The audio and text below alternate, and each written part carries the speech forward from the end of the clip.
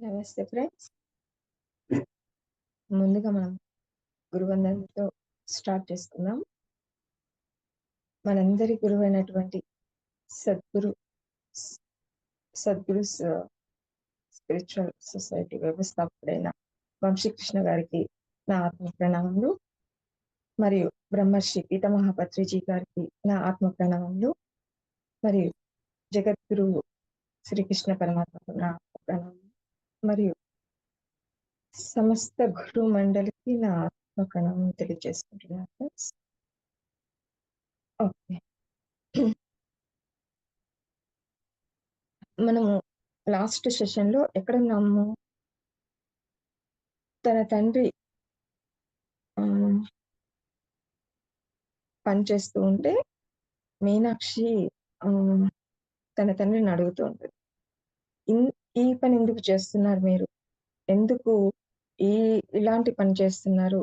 ఎవరైనా చూస్తే ఏమనుకుంటారు? అనేసి తన తండ్రిని ఇది ఏం బాగోలేదు నువ్వు ఇలా చేయడం అనేసి అడుగుతుందనమాట. అప్పుడు తన తండ్రి ఏం సమాధానం చెప్పకుండా తన వెంక కోపంగా చూస్తారండి. కోపంగా చూస్తూ "నువ్వు ఇక్కడి నుంచి వెళ్ళిపో. మన గదికెళ్ళిపో" అనేసి అంటాడు. అప్పుడు తను వెళ్ళిపోతుంది. నెక్స్ట్ ముఖద్వారం వద్ద మోకాళ్ళపై కూర్చొని ఆయన కడుగుతున్నాడు. అది ఆయనకు ఇబ్బందిగా ఉండడం నేను చూశాను. కానీ ఆయన నా మాట వినిపించుకోలేదు. గచ్చును శుభ్రం చేయడానికి ఇంకెవరూ లేరా అని మొత్తుకున్నాను. అప్పుడేం చేసింది తను? ఈ గచ్చును కడగడానికి ఇంకెవరు లేరా? మీరే ఎందుకు కడుగుతున్నారు? అతను ఇబ్బంది పడడం. అంటే తను గచ్చును కడుగుతున్నాడు కానీ అతని వయసు పైబడి రొప్పుతున్నాడు. వంగి తుడుస్తూ ఉంటే తనకి ఆయాసం వస్తుంది. తన ఇబ్బందిని చూసి తను ఆహ్, అంటుందనమాట. ఇంకెవరు లేరా ఈ పని చేయడానికి మీరెందుకు చేస్తున్నారని తనని నిలదీస్తూ ఉంటుంది. నెక్స్ట్ ఆమె అంటే మనం కూడా కొన్ని కొన్ని సందర్భాల్లో అనుకుంటూ ఉంటాం గదా! ఈ పని నువ్వే ఎందుకు చేయాలి? ఇంకెవరు లేరా? మనమే ఎందుకు చేయాలి? ఇంత చిన్న పనిని మనం చేయాల్సిన అవసరం ఉందా? అని మనకు అప్పుడప్పుడు వస్తూ ఉంటుంది. ఆలోచన వస్తూ ఉంటుంది. అంటే ఈ సృష్టిలో ఏది చిన్న పని కాదు. ఏది పెద్ద పని కాదు. ఏ పనికి ఉండాల్సిన ఆహ్, గౌరవం ఆ పనికి ఉంటుంది. ప్రతి పని అవసరమైనదే మనకి అని అనేది మనం అనుక్షణం గుర్తుంచుకోవాలి. ఆమె అనంగీకారంగా నెమ్మదిగా తలపట్టుకుంది. ఈ పని చేయవలసిన స్త్రీ ఈ పొద్దున్నే వెళ్ళిపోయింది. మేమందరం త్వరలో రాబోతున్న మహారాజు గారి అతిథుల కోసం సన్నాహాలు చేస్తూ తీరిక లేకుండా ఉన్నాం. అయినా ఆయన ఇది చేసి ఉండకూడదు. మాలో ఎవరికైనా చెప్పి ఉండాల్సింది. దాని గురించి పట్టించుకోకు మీనాక్షి. ఇప్పుడు మీ నాన్నను ఏమీ అడగకు. రాబోయే అతిథులకు రాజప్రాసాదం ఎంతో అందంగా కనిపించాలని మీ నాన్న నిశ్చయితతో ఉన్నాడు అంది. అయితే అతిథి ఏమంటుంది తనతో, ఆమె అనంగీకారంగానే అంటే ఆమెకు అంగీకారం లేదు అసలు ఆయన పని చేయడం ఆమెకు అస్సలు ఇష్టం లేదు. కానీ నెమ్మదిగా తల పట్టుకొని కూర్చొని ఈ పని చేయాల్సిన ఆమె. ఒక స్త్రీ ఈ పని చేయాలి. కానీ ఆమె పొద్దున్నే సెలవు తీసుకుంది. సెలవు తీసుకొని వెళ్ళిపోయింది. కాబట్టి మేమందరమేమో అందరము రాజప్రసాదానికొచ్చే అతిథుల కోసము చేయాల్సిన పనిని మేము చేస్తూ ఉన్నాము. అందుకని ఆయన ఆ పనిని చేయవలసి వచ్చింది. అతను చేయకుండా మాలో ఎవరికైనా ఆ పని అప్పగించవచ్చు. అంటే దాంతో పాటు ఇంకా పరిచారకులున్నారు కదా! వాళ్ళకి ఎవరికైనా అప్పగించవచ్చు గదా! తనే ఎందుకు చేయాలి? అనేసి అన్న సందేహం ఆమెకుందనమాట. అయితే అతిథి ఏం చేసింది, "నువ్వు ఆహ్, ఇలా చేయకు మీనాక్షి. తను రాజప్రాసాదం వచ్చే అతిథులకు రాజప్రాసాదం చాలా అందంగా కనిపించాలని అతను తాపత్రయపడుతున్నాడు. ఆయన ఆహ్, నిశ్చయం అంటే నిశ్చయించుకున్నాడు. ఏది ఈ రాజప్రసాదము చాలా అందంగా కనిపించాలి. ఎటువంటి మరకలు లేకుండా శుభ్రంగా కనిపించాలి అతిథులకు అనేసి అతను కృత నిశ్చయంతో ఉన్నాడు. నువ్వేమి అనకు అనేసి అదైతే ఆపుతుందన్నమాట. ఆ తర్వాత మా నాన్న నా గదికి తిరిగి వచ్చినప్పుడు ఆయన స్థిరమైన చూపులు, భారమైన శ్వాస ద్వారా ఆయన సరిగ్గా లేడని నేను గ్రహించాను. కానీ నేనేమీ మాట్లాడకుండా వేరే పనిలో ఉన్నట్లు నటించాను. ఆయన నన్ను పలకరించినప్పుడు ముక్తసరిగా మాట్లాడాను. ఆ తర్వాత ఏం జరిగింది, ఆయన వాళ్ళ నాన్న వాళ్ళ గదికొచ్చాడనమాట. వచ్చినప్పుడు తన అస్థిరమైన చూపులు అంటే తన చూపులు స్థిరంగా లేవు. ఆహ్, ఏంటి? నేను ఏం నేర్పించాలనుకుంటున్నాను? ఈమె ఏం నేర్చుకుంటుంది? అని తను ఆహ్, చూసే చూపు ఎలా ఉందంట? అస్థిరంగా ఉంది. భారమే భారంగా శ్వాస తీసుకుంటూ ఆయన తీసుకుంటున్నాడు. ఆయనను చూసి ఈయన సరిగ్గా లేడు. ఈయన ఆరోగ్యం బాలేదనే సంగతి ఆమె గ్రహించింది. కానీ తను ఏమి మాట్లాడకుండా తాను వేరే పనిలో ఉన్నట్లు నటించింది. ఆయన నన్ను పలకరించినప్పుడు ముక్తసరిగా అంటే ఎ ఆహ్, అంటే ముక్తసరిగా అంటే పిలిస్తే ఏ ప్రశ్న అడిగితే ఆ ప్రశ్నకు సమాధానం చెప్పడం అంతవరకే. ఆహ్, అంతకు మించి ఏమి మాట్లాడకుండా ఆమె మౌనంగా ఉందన్నమాట. "నీతో మాట్లాడేటప్పుడు నా వైపు చూడు మీనాక్షి" ఆయన కోపంగా అన్నాడు. ఆయన అంటే తను మాట్లాడేటప్పుడు ఆయనను చూడట్లేదన్నమాట. దానికి కోపమొచ్చి వాళ్ళ తండ్రి "మాట్లాడేటప్పుడు నా దిక్కు చూడు. నా దు నా దిక్కు చూసి మాట్లాడు నువ్వు. అసలు నే నేను మాట్లాడే మాటల్లో అర్థం ఏంటి అనేది తన మొహంలో కనిపిస్తుందనేసి ఆయన యొక్క భావన అన్నమాట. నేను నీళ్లు నిండిన కళ్ళతో ఆయన వైపు తిరిగాను. నాకు నీలో కనిపిస్తున్న ఈ తిరస్కారం ఏంటి? అని అడుగుతున్నాడు. ఆమె కళ్ళ నిండా నీళ్లతో ఎంతో బాధతో ఉంది కదా! ఆయన వైపు తిరిగి చూసిందన్నమాట. ఆయన వెంటనే అడిగాడు. నాకు నీలో ఈ తిరస్కారం ఏంటి? ఈ తిరస్కారం ఎందుకు కనబడుతుంది నీలో? అనేసి అడుగుతుంది. అప్పుడు నేనేమీ బదులు చెప్పలేదు. ఆయన ఒత్తిడి చేసినప్పుడు నేను, "నాన్న మిగిలిన వాళ్ళు మిమ్మల్ని నేల మీద ఆ విధంగా చూసినప్పుడు ఏమనుకుంటారు?" అన్నాను. కానీ అవి నా నోటి నుంచి వచ్చిన వెంటనే నేను అలా అని ఉండకూడదు అనుకున్నాను. నేను అన్న మాటలు వెనక్కి తీసుకోవాలి అనుకున్న సందర్భం అది ఒక్కటే. అప్పుడు తను ఏమి సమాధానం చెప్పకుండా కొద్దిసేపుండి ఆయన బాగా ఒత్తిడి చేసేసరికి, "అసలు ఏంటి? ఎందుకలా ఉన్నావు నువ్వు? ఎందుకలా ఆలోచిస్తున్నావు? ఈ తిరస్కారం ఏంటి?" అనేసి అడిగినప్పుడు తను నోరు తెరిచి చెప్పిందండి.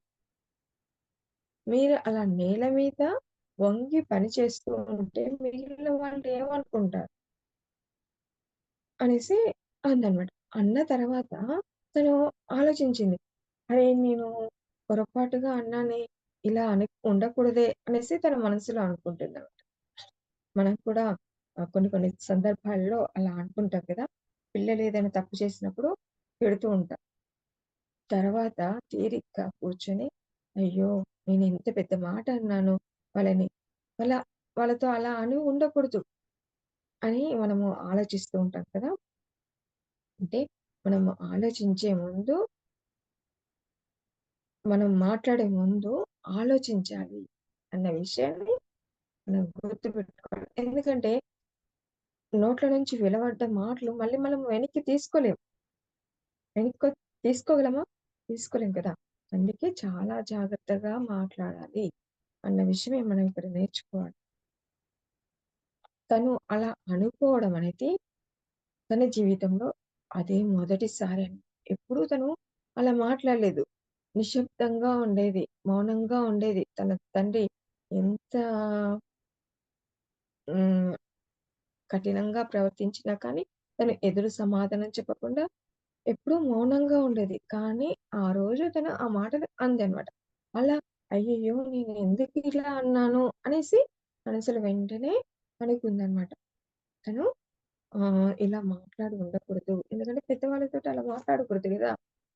వాళ్ళు ఏ తను వాళ్ళు బాధపడతారనేసి తను అనుకుంటున్నాను. నెక్స్ట్ వాళ్ళు ఏమనుకుంటారా? ఇదా నువ్వు పట్టించుకునే విషయం? నేను నీకు నేర్పించింది ఇదా? జనక మహారాజు అతిథుల కోసం రాజప్రసాదాన్ని సిద్ధం చేయడంలో అవమానపడవలసిన విషయం ఏదైనా ఉందా? ఆయన స్వరంలో నా పట్ల తిరస్కారం ప్రతిబింబిస్తుండగా నిన్ను చూసి నేను ఆశ్చర్యపడుతున్నాను బిడ్డ అన్నాడు. ఆయన వెంటనే ఏమన్నాడు? వాళ్ళేమనుకుంటారా? నువ్వు ఆలోచించేది ఇదేనా? నువ్వు పట్టించుకునే విషయం ఇదా? నీకు నీకు నేను ఏం నేర్పించాను? నువ్వు ఏం ఆలోచిస్తున్నావు అసలు? అనేసి అడుగుతున్నాడు. అంటే ఆయన ఎప్పుడు తనకి ఎలా పని చేస్తున్నాడో తను గమనిస్తూనే ఉంది. తను నేర్చుకుంటూనే ఉంది. తను నేర్పిస్తూనే ఉన్నాడు తన ప్రవర్తన ద్వారా. కానీ ఆమె ఏం నేర్చుకుంది అసలు? అని ప్రశ్నిస్తున్నాడు. అసలు నీకు నేర్పించింది ఇదేనా నేను? ఆ! నువ్వేమి ఆలోచిస్తున్నావు? ఆ! అనేసి ఆయన ఆయన స్వరంలో ఆమె పట్ల తిరస్కార భావం అనేది నీకు నీకు నేర్పించింది ఇదా నేను? అనేసి ఆయన ఆశ్చర్యపోతున్నాడు. నిన్ను నిన్ను చూసి నేను ఆశ్చర్యపోతున్నా అనేసి అంటున్నాడు. అక్కడ ఆపాలని నాకు తెలుసు ఉండవలసింది కానీ, నేను ఆగకుండా కానీ నాన్న దానివల్ల నువ్వు పడే ఇబ్బంది నేను చూశాను. ఎవరైనా యువ పరిచారకులు అంటూ ఎదిరించాను. అప్పుడు ఆమె ఏం చేసింది, సరే, సరే నేను అలా ఉండకూడదు. కానీ నాన్న నువ్వు దానివల్ల ఎంత ఇబ్బంది పడుతున్నావో నేనక్కడ చూశాను. ఎవరైనా యువ పరిచారకులని అప్పజెప్పొచ్చు కదా! అంటూ ఆగిపోయిందనమాట.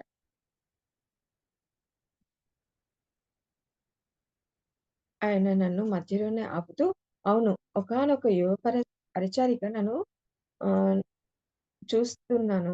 ఆయన చెప్పే పరిచారికను నేనే అయ్యుంటాను అని నాకు తెలియదు. నీకు ఏమైంది మీనాక్షి అన్నాడాయన. అయితే ఆయన ఆమె మాటల్ని మధ్యలోనే ఆపేస్తూ, అవును. ఒకానొక యువ పరిచారికను నేను చూస్తున్నాను అనేసని అన్నాడనమాట. అప్పుడామె అర్థమైంది.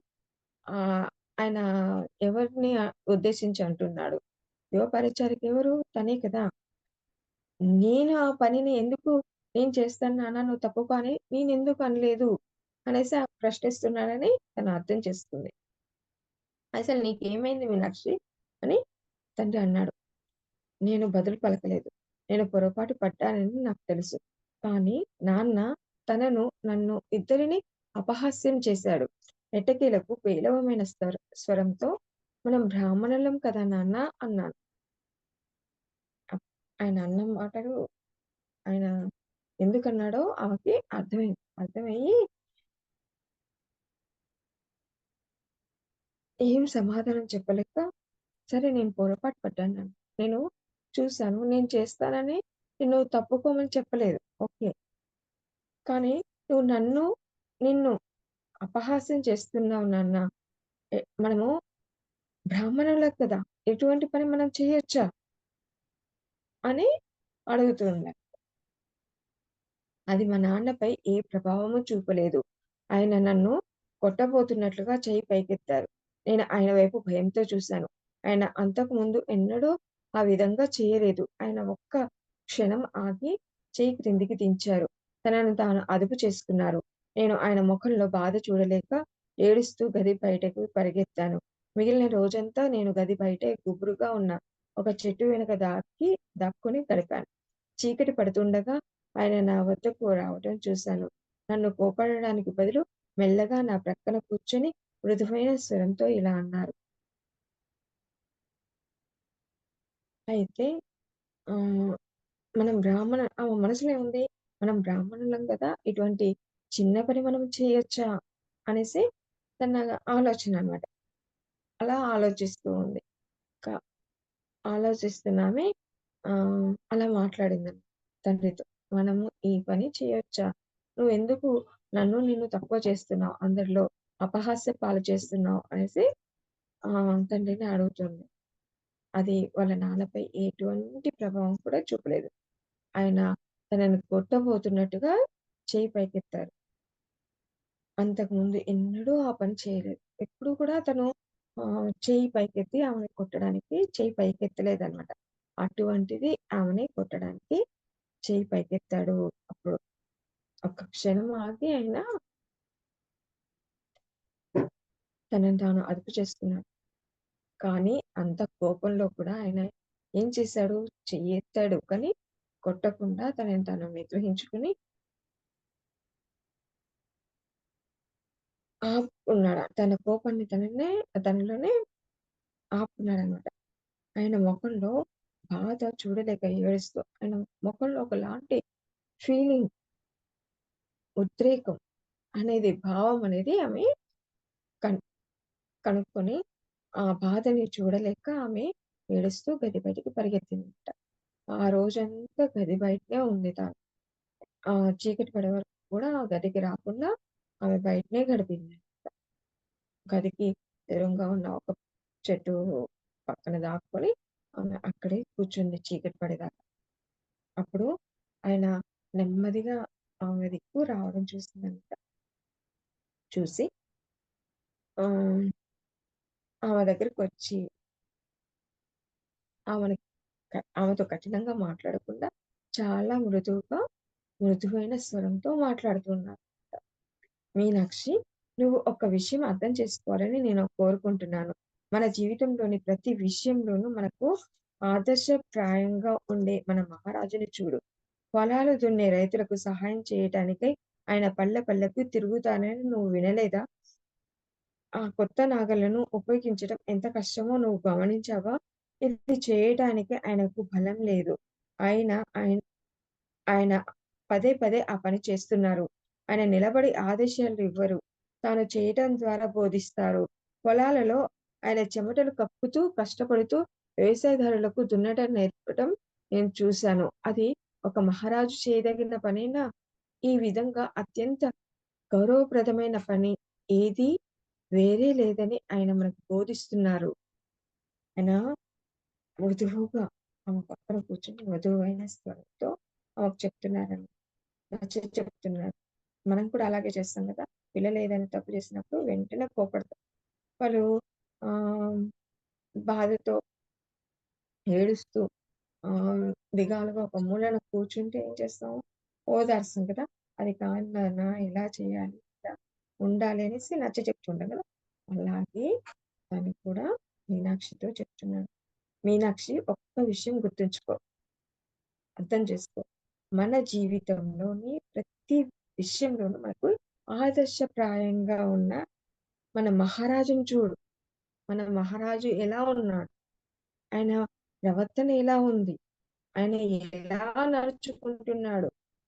ఎప్పుడు మనము దేని మీద ఫోకస్ చేయాలి? మన శీలం మీద ఫోకస్ చేయాలి. మనం చేసే కర్మల మీద ఫోకస్ చేయాలి కదా! అదే కదా ఆయన మెదడులో బోధించేది. గురువులు బోధిస్తున్నారని చెప్పారు. దాని మీద ఫోకస్ చెయ్యి. మన గురువైనటువంటి మనందరికీ ప్రభువైనటువంటి జనక మహారాజు ఎలా ప్రవర్తిస్తున్నారు. అతన్ని చూడు. ఆయన పొద్దున్నే పొలాలు దున్నే రైతుల దగ్గరికి రైతులకి సహాయం చేయడం కోసం అన్నీ ఆహ్, రైతుల కోసం ఆయన పల్లె పల్లెకి తిరుగుతూ ఉంటాడన్నమాట. తిరుగుతూ ఉండి ఎలా ఉపయోగించాలి నాగలిని ఎలా పట్టుకొని దున్నాలి అనేసి వాళ్ళకి నేర్పిస్తూ ఉంటాడు. అసలు ఆయనని చూడు నువ్వు. ఆయన ఎలా నేర్పిస్తున్నాడు. ఆయన ఆయనకి శక్తి లేదు అంత.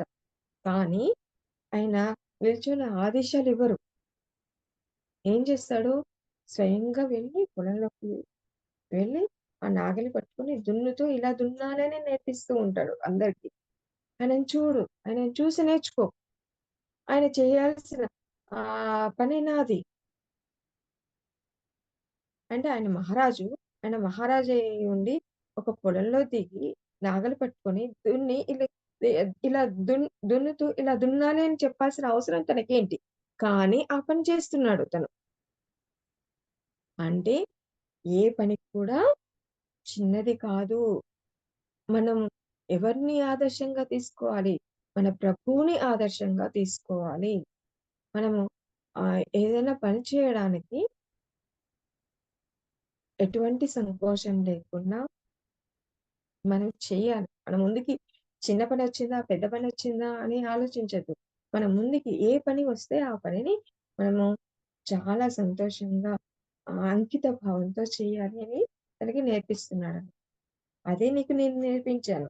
నువ్వు నాతో ఉండి చిన్నప్పటి నుంచి నా వెనక ఉండి నాతో తిరుగుతూ నువ్వు ఏం నేర్చుకున్నావు ఇన్ని రోజులు అని తన బిడ్డకి నేర్పిస్తున్నాడంట. ఈ విధంగా అత్యంత గౌరవప్రదమైన పని ఏదీ వేరే లేదని ఆయన మనకు బోధిస్తున్నాడు కదా!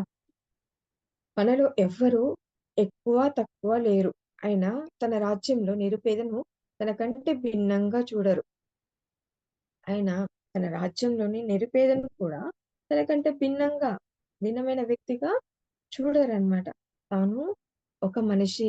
నేను సమానమే అనే భావన కలిగేలా ప్రవర్తిస్తూ ఉంటారు అని ఆయన ఆమెకి నచ్చజెప్తున్నాడు. మన మహారాజు కేవలం నా విధులు మాత్రమే వేరైనవి అని చెప్పడం నేను ఎన్నో సార్లు విన్నాను. మహారాజు ఏమని చెప్తూ ఉండేవాడట? నా విధులు, నా విధులు మాత్రమే వేరైనవి. అంటే తాను చేయవలసిన పనులు మాత్రమే వేరైనవి అని చెప్తూ ఉంటాడు. అంటే మీరు చేయవలసిన పనులు వేరు. నేను చేయవలసిన పనులు వేరు. అంతేగాని నీకు నాకు భేదము లేదు అని ఆయన ఎప్పుడూ చెప్తూ ఉంటారు అనేసి అంటున్నారు. మన మహారాజు కేవలం నా విధులు మాత్రమే వేరైనవి అని చెప్పడం నేను ఎన్నో సార్లు విన్నాను. మన విధి మన రాజప్రాసాదానికి కావాల్సినవి చేసి ఆయన శ్రమను మిగిలిన వారి శ్రమను తగ్గించడం. మన విధేంటి? రాజప్రసాదానికి కావాల్సిన పనులన్నీ చేస్తూ, ఆయన పనిని మిగతా వాళ్ళ యొక్క పనిని, శ్రమని తగ్గించడమే కదా! మన యొక్క పని. దాని వలన ఆయన సులభంగా మనల్ని పరిపాలించి నిర్దేశిస్తాడు. మనము ఆయన పనిని తగ్గించడం వల్ల ఏమవుతుంది? తను మిగతా పనులు చక్కగా తేలిగ్గా చేసి మనల్ని పరిపాలించడానికి మంచిగా పరిపాలించడానికి అవకాశము ఏర్పడుతుంది అని చెప్తున్నా. ఈ విధంగా చేయటము నీకు చిన్నతనంగా అనిపించవచ్చు. కానీ నేను ఆనందంగా ఆ పని చేస్తాను. నువ్వు కూడా చేయాలని ఆశిస్తాను. ఇదే సంతృప్తి పదం. ఆయన ఇంకా ఏమంటున్నాడు? మనము మన యొక్క విధి ఏంటి? మన పరిచారకులు. ఆయన యొక్క శ్రమను తగ్గించాలి. అది కదా మన యొక్క విధి. మరి మనం అలా చేయడం వల్ల ఆయన సులభంగా, తేలిగ్గా తన విధులను నిర్వర్తించడానికి అవకాశం ఏర్పడుతుంది. తను చక్కగా తన పనులని తాను చేస్తాడు అనేసి ఏ పని కూడా చేయడానికి మనము ఆహ్, చిన్నతనంగా అనుకోవద్దు. మనం ఈ పని చేస్తున్నాము. ఎవరైనా చూసి ఏమనుకుంటారు? మనల్ని తక్కువగా అనుకుంటారని నువ్వు ఎప్పుడూ ఆలోచించొద్దు. నీ మనసులోకి అలాంటి ఆలోచన రానివ్వకు అని చెప్తున్నాను. మనం కూడా చాలా సందర్భాల్లో ఈ పని చేస్తే ఎవరు ఏమనుకుంటారో అనుకుంటాం కదా! కానీ ఈ సృష్టిలో ఇది చిన్న పని కాదు. ఎవరు తక్కువ కాదు. ఎవరికి వారే అన్నది మనం గుర్తుంచుకోవాలి. మనకంటే ఆహ్, ఎక్ పెద్దవాళ్ళున్నారంటే వాళ్ళకంటే పెద్దవాళ్ళు ఇంకొకళ్ళుంటారు. మనకంటే చిన్నవాళ్ళున్నారంటే వాళ్ళకంటే చిన్నవాళ్ళు ఇంకొకళ్ళుంటారు. చీమ చాలా చిన్నదే ఆకారంలో. ఏనుగు చాలా పెద్దది. కానీ దేని శక్తి దానిదే. దేని పని దానిదే. అంత మాత్రాన చీమ చిన్నగా ఉంది గదా! అనేసి చీమని తక్కువ చేయకూడదు. మనము చీమ నుంచి ఎన్నో నేర్చుకోవచ్చు. ఫర్ ఎగ్జాంపుల్ 'గజనీ మహమ్మద్' భారతదేశం మీదకి ఎన్నో సార్లు దండెత్తొచ్చాడు. 17 సార్లు దండెత్తొచ్చాడు. 17 తను విజయం సాధించాడు. అతను ఆహ్, ఓడిపోయి వెనక్కి వెళ్ళిపోతుంటూ ఒక చోట బస చేశాడన్నమాట. అక్కడ కూర్చొని దిగాలుగా కూర్చొని ఆలోచిస్తున్నాడు. నేను ఓడిపోవడానికి కారణం ఏంటి? ఇన్ని సార్లు దండెత్తి వస్తున్నా నేను గెలవలేకపోతున్నాను. ఎందుకు గెలవలేకపోతున్నాను? అని ఆయన దిగాలుగా ఒక గోడకు ఆనుకొని కూర్చొని ఆలోచిస్తూ ఉంటాడనమాట. అప్పుడు పక్కనే ఒక చీమ గోడనెక్కుతూ ఉంటుంది, పడిపోతూ ఉంటుంది. గోడనెక్కుతూ ఉంటుంది, పడిపోతూ ఉంటుంది. దాన్ని గమనిస్తూ ఉంటాడనమాట. ఎన్నో సార్ల ప్రయత్నం చేసిన తర్వాత ఆ చీమ ఎట్టకేలకు ఆ గోడని ఎక్కి అవతలి వైపుకి వెళ్ళడం చూస్తాడని. అంటే ప్రయత్నం చేయడంలో విజయం దాగి ఉంది అనే విషయాన్ని నేర్చుకుంటాడు చీమ దగ్గర నుంచి. అంటే చీమ చూడండి, చీమకెవరు నేర్పించలేదు. ఇది నువ్వు చేయలేవు అని దానికెవరు అనలేదు. కానీ మనిషి పుట్టిన దగ్గర నుంచి నువ్వు చిన్నవాడివి, నువ్వు ఈ ఈ బరువు ఎత్తలేవు, ఈ పని చేయలేవు అని మనకి ఆహ్, చెప్తూ ఉంటారు పెద్దలు కదా!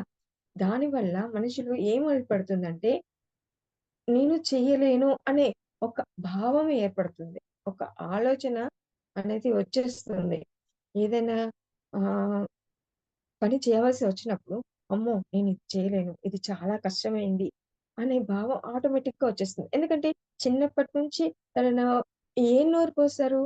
నువ్వు చిన్నవాడివి. నువ్వు చేయలేవు, నువ్వు చేయలేవు అనే ఒక ఆలోచనని క్రియేట్ చేశారు కదా! దానివల్ల మనలో ఆ భావం ఏర్పడింది. కానీ మన చుట్టూ ఉన్న వాటిని గమనిస్తే మాత్రం మనకి అర్థమవుతుంది. మనలో కూడా ఎంతో శక్తి దాగి ఉంది. మనం కూడా ఏదైనా చేయగలము. తలుచుకుంటే if you think you can. అంటే నువ్వు ఎప్పుడైతే ఆలోచిస్తావో నేను చేయగలని, అప్పుడు నువ్వు చేయగలవు. You can. If you think you can. నువ్వు ఎప్పుడైతే నేను చేయగలను అనుకుంటావో అప్పుడు మాత్రమే నువ్వు ఆ పనిని చేయగలవు అనే విషయాన్ని మనము తెలుసుకోవాలి. కాబట్టి మనము ఏ పని కూడా చిన్నదిగా భావించవద్దు. మన ముందుకి ఏదైనా పని వచ్చిందంటే దాన్ని చేయాలి. అది దేవుడిచ్చిన పనిగా భావించాలి. కర్తవ్యం దైవమాన్వికంలాగా భావించి మనం చేయాలి. ఎందుకంటే మన పైనున్న వాళ్ళు వాళ్ళ పనులు సక్రమంగా నిర్వర్తించడానికి అవకాశం ఏర్పడడానికి. అదే ఆహ్, సంతృప్తి పదం అనేసి చెప్తున్నాడు. అంటే మనం చేసే పనిలో సంతృప్తిని వెతుక్కోవాలి. మనం ఓకే. నాకిచ్చిన పని నేను సరిగ్గా చేశానా లేదా? నేను సరిగ్గా చేశాను. నేను సరిగ్గా చేయడం వల్ల వేరే వాళ్ళు తమ పనులు సరిగ్గా చేయగలరు అనే సంతృప్తి అనేది ఉంటుందే, అది మనకి ఎంతో ఆనందాన్ని ఇస్తుంది. మనము చేయవలసిన పనిలో ఆనందాన్ని కాదు, సంతృప్తిని వెతుక్కోవాలని తన బిడ్డకి నేర్పిస్తున్నాడన్నమాట. మనం కూడా అదే వెతుక్కోవాలి. మనం చేసే ప్రతి పనిలో కూడా ఒక సంతృప్తిని వెతుక్కోవాలి. మనము ఎదుటి వాళ్ళకి వాళ్ళ పనులు సక్రమంగా చేసే అవకాశాన్ని ఏర్పాటు చేస్తున్నాము. ఓకే. నేను ఇది చేయడం వల్ల వాళ్ళు సరిగ్గా ఉంటారు, సరిగ్గా చేయగలరు అని మనము గుర్తుంచుకోవాలి. నాన్న నువ్వు చెప్పేది నాకు అర్థమవుతుంది. నేను కూడా అలాగే ఉండడానికి ప్రయత్నిస్తాను. నేను ఒక ఆదర్శ పరిచారికను కానందుకు నన్ను మన్నించు. కానీ ప్రయత్నిస్తూనే ఉంటానని వాగ్దానం చేస్తున్నాను. నయమే. ఆయన నా పట్ల కోపంగా లేరు. కానీ నేను ఆయనలాగా లేనందుకు నిస్పృహ ఉంది. అయితే తను కూడా అర్థం చేసుకుంది. ఓకే. తను చిన్నప్పటి నుంచి ఆయనని అలాగే చూస్తూ ఉంది గదా! తన తండ్రి కూడా ఎలా చేస్తున్నాడు పనులు, జనక మహారాజు లాగానే తన పని పట్ల ఎంతో గౌరవం, ఆసక్తితో, శ్రద్ధతో చేస్తున్నాడు కదా! నేను కూడా అలాగే చేయడానికి ప్రయత్నిస్తాను నాన్న. నేను కూడా ఒక మంచి పరిచారికగా కావడానికి ప్రయత్నిస్తాను. నేనలా లేనందుకు మన్నించు. నేనలా ఉండడానికి ప్రయత్నం చేస్తూనే ఉంటాను అని వాగ్దానం చేస్తుందనమాట. అంటే తను తన తండ్రికి మాటిస్తుంది. నయమే కదా! తన పట్ల కోపంగా లేకుండా తనకి అర్థమయ్యే విధంగా బోధించాడు కదా తండ్రి. ఎలా ఉండాలి? ఏం నేర్చుకోవాలి? ఎలా చేయాలి? అనేది చెప్పాడు కదా! అందుకే ఆమె ఆహ్, కొంచెం సంతోషంగా ఉంది. కానీ తను తన తండ్రిలాగా లేనందుకు కొంచెం నిస్పృహతో కూడా ఉంది. అంటే నిరాశతో ఉంది. నేను నీ ధోరణిని మార్చలేను. నీకు మంచి మార్గం మాత్రమే చూపగలను. నీ ఆలోచన విధానాన్ని నువ్వు మాత్రమే మార్చుకోగలవు. నువ్వు నీ క్షేమం కోసం ఆ విధంగా చేయాలని నేను ప్రార్థిస్తున్నాను. నీ ధోరణిని నేను మార్చలేను. అంతే కదా ఫ్రెండ్స్. ఎవరు కూడా ఎవరి ఆలోచనని మార్చలేరు కదా! కానీ ఎవరికి వారు వాళ్ళ ఆలోచనని మార్చుకోవచ్చు. ఎవరికి వారు వాళ్ళ మార్గాన్ని మార్చుకోవచ్చు. ఆలోచన విధానాన్ని మార్చుకోవచ్చు. ఎప్పుడు ఆలోచన విధానం మారుతుంది? అవగాహన వస్తే. ఆ అవగాహన రావాలంటే ఏం చేయాలి? మనసుని నిశ్చలంగా ఉంచాలి. నిశ్చలంగా ఎప్పుడుంటుంది? ధ్యానం చేసినప్పుడు మాత్రమే నిశ్చలంగా ఉంటుంది. అప్పుడు మాత్రమే మనం పరిస్థితులని అవగాహన చేసుకోగలం. ఆ వివేచన అనేది మనకి అప్పుడు మాత్రమే వస్తుంది అనేది మనకి ఆహ్, తను తన ద్వారా మనకి చెప్తుంది. తన ద్వారా మనకి సందేశాన్నిస్తుంది. ఇక్కడ మనము ఏం నేర్చుకోవాలి? ఏదైనా పరిస్థితి వచ్చినప్పుడు మనము దుఃఖించకుండా ఆలోచించాలి. స్థిరంగా మనసుని స్థిరంగా ఉంచుకొని మనము ఏం చేస్తున్నాం? మనం చేసేదేంటి?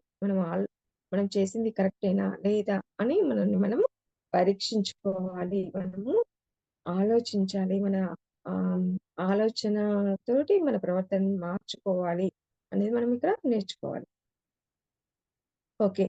ఆ రోజు మర్నాడు తర్వాత నా హృదయం చాలా భారంగా గడిచింది. మహారాజు మహారాజా వారి అతిథుల రాకతో ఉత్సవ వాతావరణం నెలకొన్నా నేను భారం అనుభవిస్తూనే ఉన్నాను. అయితే అతిథులు వెళ్ళిన తర్వాత అది మరింత పెరిగింది. మా నాన్న రాజప్రాసాదం తుడిచి ఇతర కష్టమైన పనులు చేసే పరిచారకుడు తీవ్ర అనారోగ్యానికి గురై ఇక రాలేడు అని చెప్పి నేను ఆ పనిని చేస్తాను అంటానేమోనని ఆశగా నా వైపు చూశాడు. కానీ నేను ఏమీ మాట్లాడలేదు. అయితే ఆ రోజు తర్వాత రోజు కూడా ఆమె హృదయం చాలా భారంగా ఉందన్నమాట. అంతే గదా! మనకు ఏదైనా తప్పు చేసినప్పుడు మన మనసు కూడా అలాగే బాధతో ఉంటుంది గదా! భారంగా ఉంటుంది. అయ్యో! నేనిది చేశానే, నేనిది సరిదిద్దుకోవాలి. నేను ఇంకెప్పుడు ఇటువంటి పనిని చేయకూడదు. మనల్ని మనం మార్చుకోవాలి అనేసి అనుకుంటా ఉంటాం కదా! అలా తన రోజు కూడా గడిచిందనమాట. కానీ అతిథుల రాకతో ఆ రాజప్రాసాదం చాలా ఆహ్లాదకరంగా, చాలా చక్కగా ఉందనమాట. అయితే అతిథులు వెళ్ళిన తర్వాత ఆ రాజప్రాసాదం తూర్చి ఇతరమైన కష్టమైన పనులు చేసే పరిచారకుడు తీవ్రమైన అనారోగ్యానికి గురయ్యారు. అతను ఆహ్, ఆరోగ్యం బాలేక తను ఆ పనులు చేయలేకపోతున్నాడు అనేసి తనకి సమాచారం అందుతుంది. తన తండ్రికి. అయితే ఆ పని నేను చేస్తానేమోనని ఆమె దిక్కు చాలా ఆశతో చూస్తాడనమాట తన తండ్రి. కానీ ఆమె ఏమీ సమాధానం చెప్పదు. అప్పుడైనా మీనాక్షి ఆ పరిచారకుడికి అప్పగించిన పనులు నిన్ను చేయమంటున్నాను అన్నాడు. ఆమె చేస్తదేమో తనంతట తాను ముందుకు వచ్చి నేను చేస్తాను నాన్న అనేసి అంటదేమో అనేసి చూసాడు. కానీ ఆమె అనలేదు. అనకపోయినా తన తండ్రి తనని పిలిచి ఆ పరిచారకుడు చు పరిచారకు పరిచారకుడి యొక్క పనులని ఆమెకు అప్పగించాడన్నమాట. ఆయన వచ్చే వరకు ఆయనకి నయమయ్యే వరకు ఆరోగ్యము నయమయ్యే వరకు నువ్వు ఆ పనులు చెయ్యనేసి ఆ పనులని ఆమెకి అప్పగిస్తాడనమాట. నేను ఆయన వంక నిర్ఘాంతపోయి చూస్తూ తల ఊపాను. దానికి ఆశ్చర్యంగా తన తండ్రి వైపు చూసిందనమాట. ఆయన నన్ను శిక్షిస్తున్నాడా? అంటే ఏంటి? నేను ఆ పనులు చేయడం చాలా త చీపు అనేసి అనుకుంటున్నాను కదా! అటువంటి పనులు తన తండ్రి చేస్తుంటేనే ఎందుకు చేస్తున్నాడు అనేసి పడుతున్నాను. అటువంటి పనులు నన్ను చేయమని పురమాయిస్తున్నాడు. నన్ను శిక్షిస్తున్నాడా ఈయన అనేసి తను ఆలోచిస్తుందనమాట. ఆయనను ప్రశ్నించడం అంత అనుచిత చర్య. ఆయన నన్ను అవమానించాలనుకుంటున్నాడా? అనేక వారాలు నేను నీళ్ళను తుడిచి నీళ్ళలో నా కన్నీళ్లు కలిసిపోయాయి. అంటే ఆమె ఏమనుకుంటుంది? ఇది తను తండ్రి చేయడమే అవమానకరంగా భావిస్తుంది కదా! కానీ తన తండ్రి ఆ పనిని తనకప్పగించాడు. దానికి ఆమె ఎంతో బాధపడిందనమాట. బాధపడి తన అవమానంగా భావిస్తుంది. తనని శిక్షించాలని, తనని తనకి ఆ పని అప్పగించినట్టుగా భావిస్తుందనమాట. అవమానించాలని అనుకున్నాడనుకుని అనేక వారాలు, చాలా రోజుల వరకు కూడా ఆమె ఆ పనినే చేస్తూ వచ్చిందనమాట. ఆ నీళ్ళని తుడిచే నీళ్ళల్లో ఆమె కన్నీళ్లు కలిసిపోయి, ఆమె ఎప్పుడూ ఏడుస్తూ, అవమాన భారంతో, ఆ కన్నీళ్లతో ఆ పనిని చే చేస్తూ వచ్చిందనమాట. మధ్య మధ్యలో నా పనిని పర్యవేక్షించడానికి వాళ్ళ నాన్న వ నా మా నాన్న వచ్చి దానిలో తప్పులు పట్టుకొని మళ్ళీ మొత్తం పని చేయమనేవాడు. అయితే మధ్య మధ్యలో ఆహ్, ప పని సరిగ్గా చేస్తుందా లేదా అని చూడటానికి వచ్చేవాడనమాట. వచ్చి ఆ పనిలో తప్పులు కనుక్కొని, "నువ్విక్కడ సరిగ్గా చేయలేదు. ఇది మళ్ళీ చెయ్యి" అనేసి ఆమెతోటి మళ్ళీ ఆ పనిని చేయిస్తూ ఉండేవాడనమాట. అలా మిగతా పనివాళ్ళు నన్ను సానుభూతితో చూడడం నాకు మరింత బాధను కలిగించింది. ఆమె ఆ పని చేయడం వల్ల బాధ కలగలేదు. మిగతా పనివాళ్ళు ఆమెను చూసి సానుభూతి తెలియజేయడం అనేది ఆమెకు మరింత బాధను కలిగించిందనమాట. అంతే గదా! మనము ఏదైనా పని చేస్తున్నప్పుడు, మనం చేస్తున్న పని పట్ల మనకు బాధుండదు. వేరే వాళ్ళు చూసి మనల్ని ఏమనుకుంటున్నారో అని బాధపడుతుంటాం చాలా సందర్భాల్లో. అలా మనము ఆలోచించకూడదు అనేది మనం ఇక్కడ నేర్చుకోవాలి. పనుల మధ్య ఏ భేదము లేదు.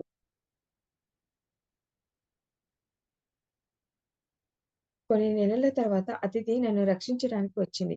కానీ ఏ ప్రయోజనము లేదు. పనుల మధ్య ఏ భేదము లేదు అని ఆమె తెలుసుకున్న తర్వాత ఆమెకు వేరే పనిని అప్పగిస్తాం అని మా నాన్న చెప్పాడు.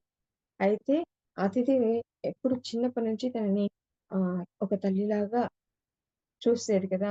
తన బాధని, తన ఆహ్, భావాలని, తన ఉద్రేకాలన్నిటిని ఆమె పంచుకునేది కదా! ఆమె తనని రక్షించడానికి వెళ్ళిందనమాట.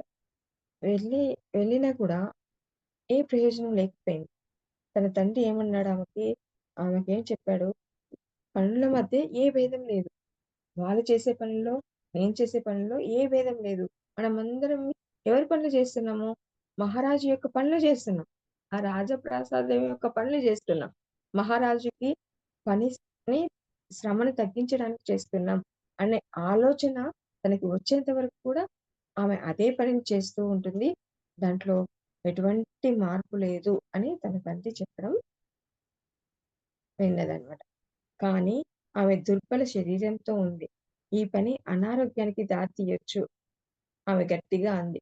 కానీ అతిథి ఏమంది? తను శారీరకంగా చాలా బలహీనంగా ఉంది. ఆ పని ఇంకా కంటిన్యూ చేస్తే ఆమె అనారోగ్యానికి గురి కావచ్చు. ఆమె ఆరోగ్యము దెబ్బతినవచ్చు అనేసి ఆమె గట్టిగా చెప్పిందనమాట. ఆయన తల గట్టిగా పట్టుకొని ఇది ఆమెను శిక్షించడం కాదు అతిథి. ఆమె నేర్చుకోవడంలో తోడ్పడడం. ఇది ఆమె మంచి కోసమే. బయటకి కనిపించే వాటిని గురించి ఆమె అంతగా పట్టించుకోకూడదు అన్నాడు. అయితే ఆయన తల గట్టిగా పట్టుకొని, అయ్యో! అతిథి ఇది ఆమెను శిక్షించడం కాదు. ఆమె నేర్చుకోవడంలో ఇది తోడ్పడుతుంది. ఈ పని అనేది ఆమె నేర్చుకోవాలి. ఏం నేర్చుకోవాలి? అంటే బయటి విషయాలకి ఆమె ప్రాముఖ్యత ఇవ్వకూడదు. దేనికి ప్రాముఖ్యత ఇవ్వాలి? అంతరంగంలో తన ఆహ్, బ అంతరంగానికి, తన మనసుకి, తన మనసులోని భావాలకి ప్రాముఖ్యత ఇవ్వాలి. తన శీలాన్ని పెంపొందించుకునే దానికి ప్రాముఖ్యత ఇవ్వాలి. ఆమె నేర్చుకోవాలి.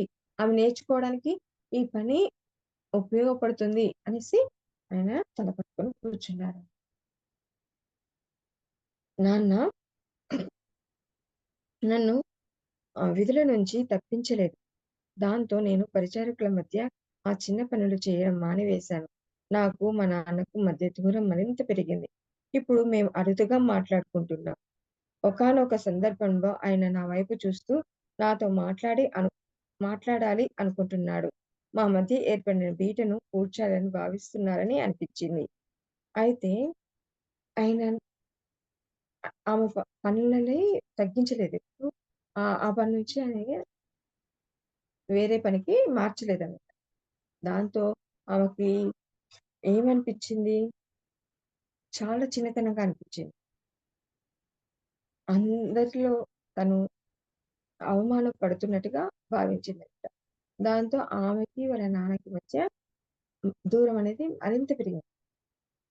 అసలే దూరం ఉంది. ఆ దూరము మరింత పెరిగిందనమాట. వాళ్ళు చాలా అరుదుగా మాట్లాడుకోవడం జరిగేదనమాట. ఒకానొక సందర్భంలో ఆయన తన వైపు చూస్తూ నీతో మాట్లాడాలి అన్నట్టుగా చూస్తున్నట్టుగా ఆమెకి అనిపించేది. అంటే అంతగా దూరం పెరిగింది. మనం కూడా ఆహ్, అలాగే ఉంటాం కదా! కొన్ని కొన్ని సందర్భాల్లో మనము హ్మ్. మనకి మన కుటుంబ వ్యక్తుల మధ్య అటువంటి పరిస్థితులు ఏర్పడుతూ ఉంటాయి. చాలా ఆహ్, మనస్పర్ధలు ఉంటాయి. అవగాహన ఉండదు. దాంతో ఆహ్, మధ్య దూరం పెరిగిపోయి మాటలు మాట్లాడుకునే అవకాశమే ఉండదు.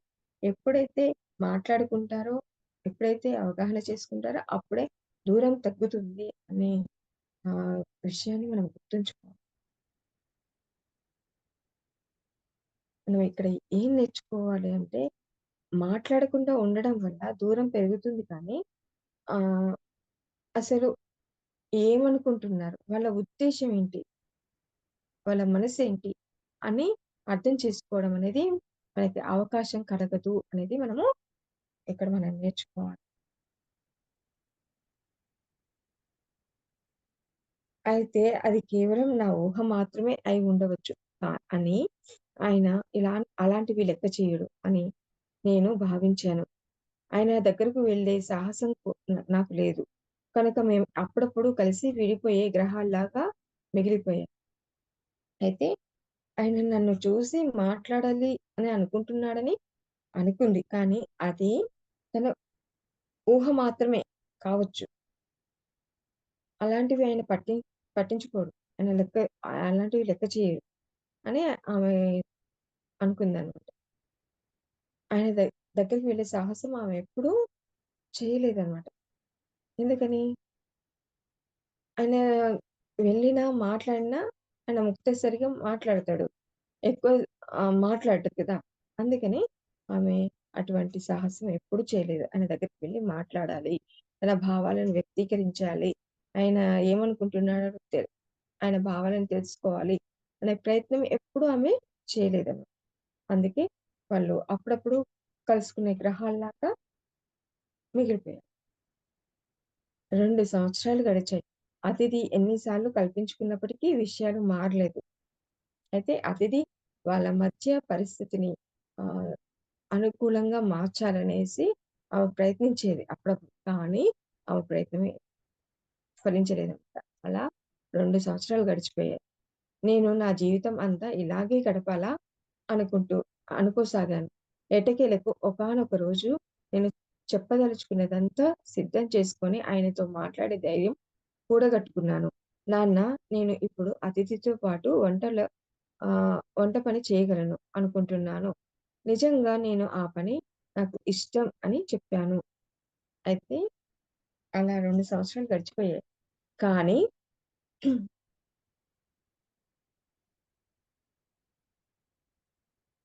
ఆమె నా జీవితం ఎప్పటికీ ఇంతేనా? ఇలా గడిచిపోవాల్సిందేనా? అని ఆలోచిస్తూ ఎట్టకేలకు ఒక్కరోజు ధైర్యం చేసుకొని తన తండ్రి దగ్గరికి వెళ్ళింది.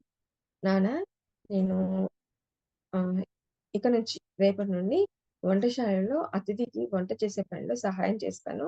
నేను ఆ పని నాకు చాలా ఇష్టము అనేసి తన తండ్రితో చెప్పాలి అనేసి అనుకుందనమాట. అనుకుని చెప్పింది. "నీ బాధ్యతల పట్ల నువ్వు సంతోషంగా లేవా మీనాక్షి?" అని అడిగాడు తండ్రి. అయితే ఇప్పుడు నువ్వు చేస్తున్న బాధ్యతల పట్ల నువ్వు సంతోషంగా లేవా? నేనేమీ మాట్లాడలేదు. ఆయన శాంతంగా కొనసాగించారు. అవి నీకు చాలా తక్కువ అనిపిస్తే ఆ విధుల నుంచి నిన్ను తప్పించి వాటిని నేనే నిర్వర్తిస్తాను అనేసనన్నాడు. అంటే నువ్వు చేసే పనుల పట్ల నీకు సంతోషంగా లేదా? ఏ పనైనా మనం ఎలా చేయాలి? సంతోషంగా చేయాలి. ఇష్టంగా చేయాలి. మనస్ఫూర్తిగా చేయాలి. అటు అలా నీకనిపించడం లేదా? సంతోషంగా లేదా? అయితే వాటి నుంచి నేను తప్పించేసి ఆ పని నేనే చేస్తాను అనేసి ఆయన అంటున్నాడు. అది కాదు నాన్న. నా ఉద్దేశ్యం అది కాదు. నేను గబగబా అడ్డుపడ్డాను. అంతలోకి తను అడ్డుపడిందనమాట. నా ఉద్దేశ్యం అది కాదు. ఆ పనులు తక్కువని నేను అనుకోవడం లేదు. కానీ నాకు వంట పని చేయడంలో ఇష్టం. వంట పని నాకు ఏ పని చేయడం అంటే ఇష్టం అంటే వంట పని. కాబట్టి నేను వంట పని చేస్తాను అంటున్నాను అనేసి అడ్డుపడ్డదనమాట. నేను కారణాలను వివరించడం ఆపి గాయపరిచే ఉద్విగ్నతను నివారించబోయాను. అయితే ఆమె ఆయన తన తండ్రి మనసుని గాయపరుస్తున్నాను. అయ్యో! నా మాటల వల్ల అనేసి ఆమె తనని తన మాటల్ని ఆపుతుందనమాట. నేనట్లా అనుకోవడం లేదు అని తనని ఆపుతుందనమాట. ఆయన నన్ను ఎందుకు అర్థం చేసుకోడు? విషయాన్ని అంత క్లిష్టంగా ఎందుకు మారుస్తాడు? అనుకుంటూ, నాన్న మీరు నన్నెందుకు శిక్షిస్తున్నారు? అంత తప్పు నేనేం చేశాను? మీకు నా పట్ల ఏ ఆప్యాయత లేదా? నేను ఒక పొరపాటు చేశాను నిజమే. మిమ్మల్ని ప్రశ్నించడం. అది నేను ఒప్పుకుంటాను. కానీ నేను అది చేయవలసి వచ్చింది. అవునా? కాదా? అని అడుగుతుంది. నువ్వు నన్నెందుకు అర్థం చేసుకోవటం లేదు నాన్న? ఈ విషయాన్ని ఇంత క్లిష్టంగా ఎందుకు మారుస్తున్నావు? నేనంత తప్పేం చేశాను? నా పట్ల నీకు ఏ ఆప్యాయత లేదా? నేను ఒక పొరపాటు చేశాను ఓకే. నిన్ను ఎదిరించడం. అంటే నువ్వు చేసే పని తప్పు అని నిన్ను ఎదిరించాను. నేను ఆ ఒక్క పని మాత్రం చేశాను. నేను ఒప్పుకుంటాను. కానీ నేనది చేయవలసొచ్చింది. అవునా? కాదా? ఎందుకు ఆ పని చేయవలసొచ్చింది? తన తండ్రి ఆ పని చేస్తున్నాడు. కానీ అది చేయడం ఎలా అంటే తను అవస్థ పడుతున్నాడు అక్కడ. ఇబ్బంది పడుతున్నాడు. తన ఇబ్బందిని చూసి తను ఆ పని చేయవలసొచ్చింది. అవునా? కాదా? అనేసి తన తండ్రిని ప్రశ్నిస్తూ ఉందనమాట. నేను శిక్షిస్తున్నానా? అదే శాంత స్వరంతో ఆయన ఆరా తీశాడు. అయితే ఆయన గూడా అంతే శాంత స్వభావంతో నిన్ను నిన్ను శిక్షిస్తున్నానా? నేను నీకు సేవ చేసే విధానం బోధించడానికి ప్రయత్నిస్తున్నాను. ఏమంటున్నాడు? నీకు సేవ ఎలా చేయాలో నీకు బోధిస్తున్నాను నేను. శిక్షించడం లేదు అనేసి ఆయన అంటున్నారు. అనేకానేక సంవత్సరాల పాటు నేను నేర్చుకున్నట్లే ఏ పని, ఏ పని చాలా చిన్నది, ఏ పని అప్రధానమైనది కాదు మీనాక్షి. ఒకానొక చిన్న పని జరగకపోవటం వలన మొత్తం రాజప్రాసాదమంతా అస్తవ్యస్తమైపోతుంది. ఇంకా నీకు ఇది అర్థం కాలేదా? అనేసి అంటున్నాడు. అంటే నేను నిన్ను శిక్షించడం లేదు. నీకు ఈ పని ఎందుకు అప్పగించానంటే నువ్వు నేర్చుకోవాలి. ఏ పని చిన్నది కాదు అనే విషయం నువ్వు నేర్చుకోవాలని నేను నీకు బోధిస్తున్నాను. నీకు ఈ పని ఈ పనిని అప్పగిస్తున్నాను అనేసి అంటున్నాడనమాట. ఏ పని కూడా చిన్నది కాదు, అప్రధానమైనది కాదు. అంటే అంత అవసరమైనది కాదు. అన్ ఈ నేలను తుడిచే పని అంత అవసరమా? అనేది ఆహ్, అన్నది ఆలోచించకు. అది అవసరం. ప్రతి పని అవసరమైనదే. ఏది చిన్న పని కాదు అనేసి తనకు బోధించాలని అనుకుంటున్నాను అంటే అంటున్నాడు. ఓకే. మనం కూడా మన జీవితంలో ఏ పనైనా ఇది చిన్నది, ఇది పెద్దది అని ఆలోచించకుండా మనం ప్రతి పని మన కుటుంబంలో వాళ్ళు నిర్వర్తించలేని పనిని కూడా మనం చేస్తూ మనం ఆహ్, మనం మన పనులకి అంతరాయం కలగకుండా చక్కగా మన పనులను మనం చేసుకోవాలని ఇక్కడ మనకి బోధించడం జరుగుతుంది. Okay friends. ఆహ్, ఈ సెషన్ ఇంతటితో ముగిస్తున్నాను. ఇంతసేపు శ్రద్ధగా విన్నందుకు మీ అందరికీ నా యొక్క కృతజ్ఞతలు తెలియజేసుకుంటున్నాను. మరి ధన్యవాదాలు తెలియజేస్తున్నాను. Okay friends.